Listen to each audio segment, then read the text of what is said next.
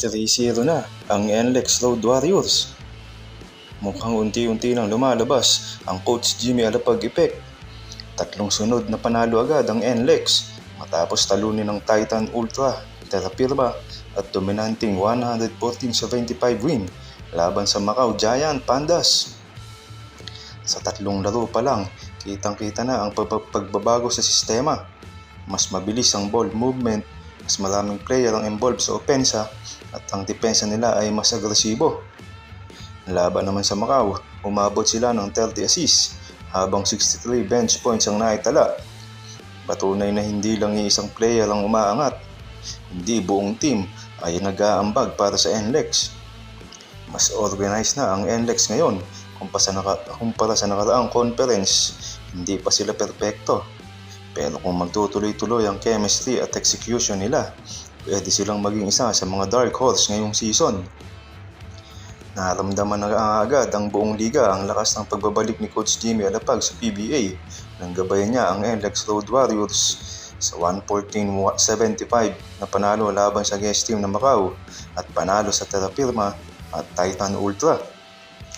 Kung hindi man number 1, siguro ay isa na ito sa largest winning margin of victory ng isang head coach sa kanyang debut game sa history ng PBA. Bilang isang legendary point guard ng Pilipinas, ay malaki ang naging impluwensya ni Alapag sa bago niyang kupunan, kaya't naging ganito kaganda ang takbo ng kanilang opensa. Tatlong road warriors last conference ang halos score ng double digits. Pero dito sa first game nila sa Governor's Cup ay 5 ang naka-score ng at least 10 points. Ganon din sa mga laban nila sa Terra Firma at Titan Ultra. 12 naman lahat ang nakapagtala sa kanila ng puntos at 30 assists naman ang naitala nila as a team sa buong laban. Kaya't napakagandang abangan nito at lalong-lalo pa nga inaabangan ang magiging sagupaan nila na isang bagito din na coach na si LA Tenorio kontra sa Magnolia.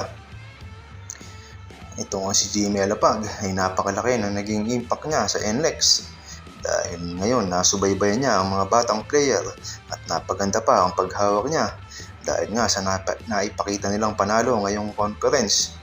Kaya abangan natin kung magtutuloy-tuloy ito at maabot ng NLEX ang kanilang inaasam-asam na kampyonato. Kamusta mga idol? Sports Zone PH para sa sports news and update. Kung bago ka pa lamang dito sa channel ko, pindutin mo na ang subscribe button at notification bell para lagi kang update sa mga sports news.